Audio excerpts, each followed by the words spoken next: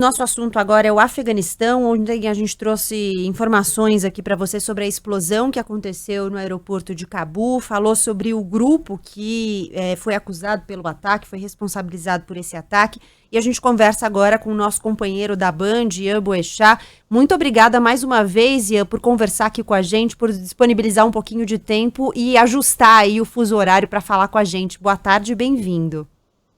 Boa noite para vocês, eu estou aqui em Moscou. Muito obrigado, Gabriela.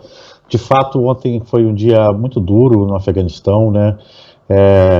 Esse bombardeio, esse ataque suicida, né? Que estava sendo esperado, as agências de inteligência vinham alertando a possibilidade de um ataque do Estado Islâmico, né? E de fato aconteceu, foi algo muito duro, muito violento, muitas mortes, muitos feridos. E uma indicação clara de que o Talibã vai enfrentar muitos desafios, né, para governar o Afeganistão. Eu queria que você nos ajudasse a entender essa mistura de grupos que atuam ali na região, né? Ou essa composição. Ontem a gente trazia a informação de que esse grupo, esse braço do Estado Islâmico que cometeu esse ataque, primeiro que ele considera o Talibã muito brando, e segundo que ele tem dissidências, né, do próprio Talibã, mas do Talibã paquistanês. Como é que essa composição se organiza? O que você pode nos dizer sobre esses grupos? É algo bastante complexo, né, Gabriela, para a gente que está tão distante. O Talibã é um grupo que nasceu basicamente no Paquistão, de certa forma, entre os refugiados afegãos, e tem origens nos guerrilheiros mujahideen que enfrentaram as tropas soviéticas na década de 70 e 80. Basicamente, eles são fruto de um programa da CIA, conhecido como a Operação Ciclone, que colocou 8 bilhões de dólares ali para financiar, armar e treinar esses combatentes para enfrentar ou desestabilizar o Exército Vermelho que invadiu o Afeganistão em 79. Durante esse programa, a CIA contou com apoio tanto do Paquistão quanto da Arábia Saudita para recrutar, em especial, estudantes das madraças, as escolas islâmicas, principalmente na região sul do Afeganistão, mas também, enfim, em todas as regiões do país. O fato é que quando a União Soviética deixou o país em 89, o Afeganistão entrou num período de muita crise, ficou sem lei, basicamente, entende? E iniciou uma guerra civil. E o Talibã vai nascer a partir daí, desse momento em que o país está sem nenhuma lei, está completamente jogado numa guerra civil, e o grupo de estudantes também dessas madraças que viviam no Paquistão, e também em algumas regiões do Afeganistão, acabaram sendo recrutados por parte desses ex-mujahideen. O Talibã nasce, começa como um grupo muito violento, muito radical, com uma visão muito radical do Alcorão, muito influenciado pelo wahhabismo saudita, que entrou nessa região aqui a partir desse período, e também estabelecendo contato com guerrilheiros árabes que a própria CIA, junto com a Arábia Saudita e Paquistão, acabaram trazendo para essa região do Afeganistão. Bin Laden foi um dos combatentes mais conhecidos, né, que depois se tornou o grande terrorista.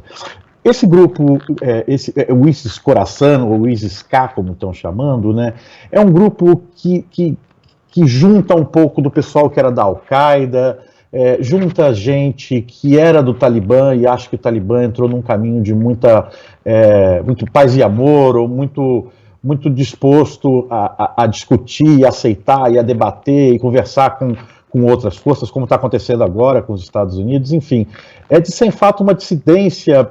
Eu não sei se dá para chamar de uma dissidência do Talibã simplesmente, entendeu? Eu acho que ele tem características muito mais próximas do que era a Al-Qaeda ou do que é o próprio Estado Islâmico, um grupo transnacional com objetivos transnacionais, e essa não é uma característica do Talibã. O Talibã é muito mais um grupo nacionalista do que um grupo terrorista transnacional, entende? Não sei se ficou claro para você. Sim, sim. E por que... Bom, essa parte da sua resposta já explica uma parte da minha próxima pergunta, mas imagino que haja mais elementos. Por que, então, essa identificação com o Estado Islâmico? Por que você tem essa mistura de pessoas que estavam alinhadas a outros grupos e agora dizem a gente se alinha com o Estado Islâmico? O que o Estado Islâmico tem que atrai esse discurso? Isso não foi de agora, esse grupo acabou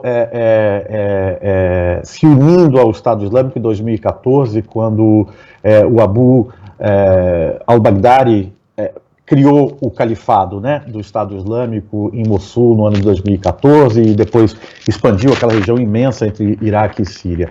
O Estado Islâmico é um grupo transnacional que promete expandir o Islã para todo mundo deve ser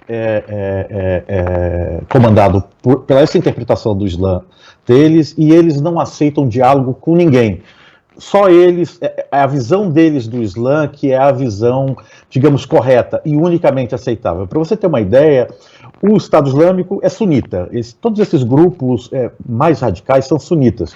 No Brasil, a gente tende a achar que os xiitas são mais radicais que os sunitas, mas essa não é uma verdade. Nesses últimos 30 anos de terrorismo que a gente assistiu no mundo, eu arrisco dizer que 100% dos grupos eram sunitas, e não só sunitas, eram sunitas influenciados por uma visão do Islã muito própria da Arábia Saudita, o wahhabismo.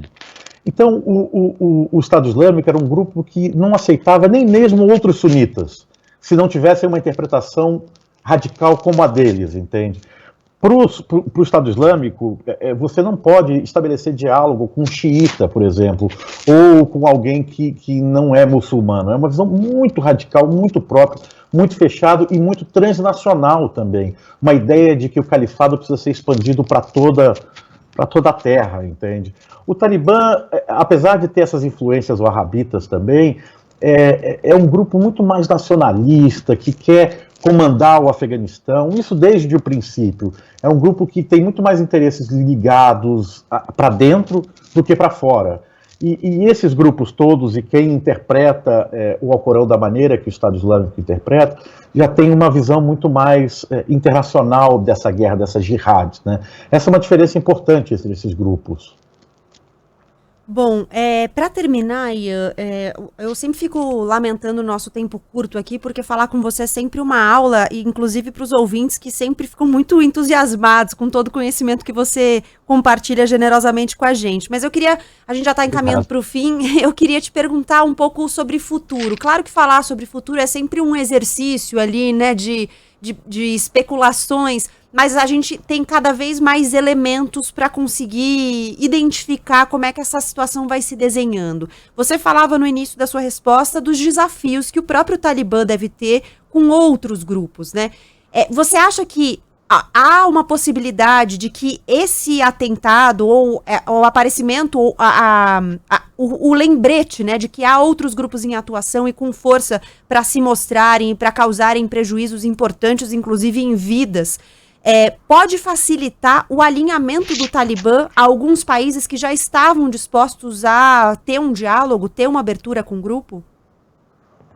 Olha, dizem que a bola de cristal para o Afeganistão não funciona, porque é muito difícil fazer qualquer tipo de previsão sobre aquele país. Mas, com as informações que a gente tem até agora, com o que a gente está olhando e olhando para o passado, eu acho que sim, eu acho que essa análise que você faz é correta. Eu acho que o atentado de ontem tende a colocar o Talibã mais próximo dos Estados Unidos, por exemplo, ou dos países da União Europeia, ou, obviamente, a China e a Rússia muito mais próximos. Mas eu acho que o Talibã... Ontem o Talibã estava fazendo, inclusive, as primeiras declarações do Talibã eles estavam condenando ataques terroristas. Você vê que como o mundo dá voltas, né? Eu não acho que esse é um grupo que pode desestabilizar o Talibã, sinceramente. Esse foi um ataque único, um ataque feito por uma pessoa, claro que teve apoio. Todo ataque dessa magnitude conta com uma estrutura relativamente grande, não é tão simples você colocar um jaleco, né, um colete de bombas numa pessoa e fazer ela chegar até tão perto de onde ela chegou.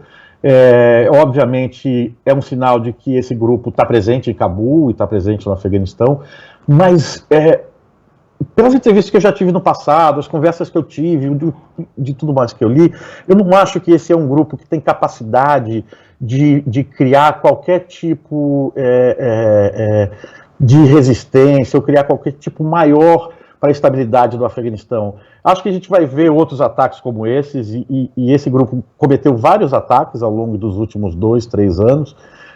Ataques terroristas vão continuar a acontecer, mas eu realmente acho difícil que o Talibã possa ser desafiado nesse momento internamente. O Talibã agora está muito forte, conseguiu, pra você ter uma ideia, hoje o Talibã tem mais helicópteros Black Hawk americanos que quase todos os países do mundo, sabe?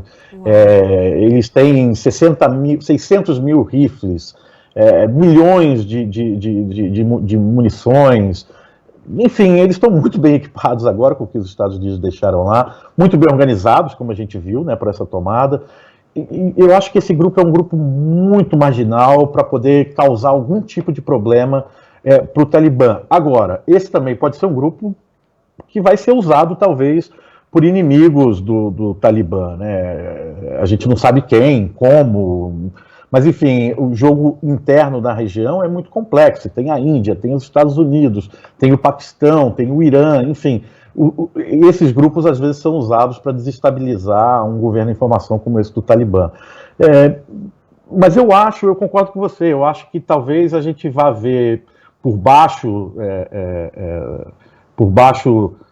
dos cobertores, ou por baixo da cama, ou por baixo de alguma coisa, uma cooperação entre a CIA e o Talibã, entendeu? A partir de agora. Eu não vejo nenhum impedimento para isso acontecer. A CIA já tem conversado com o Talibã, e apesar dos discursos e da propaganda, da retórica ser muito agressiva, muitas vezes, na vida real o pragmatismo fala mais alto entre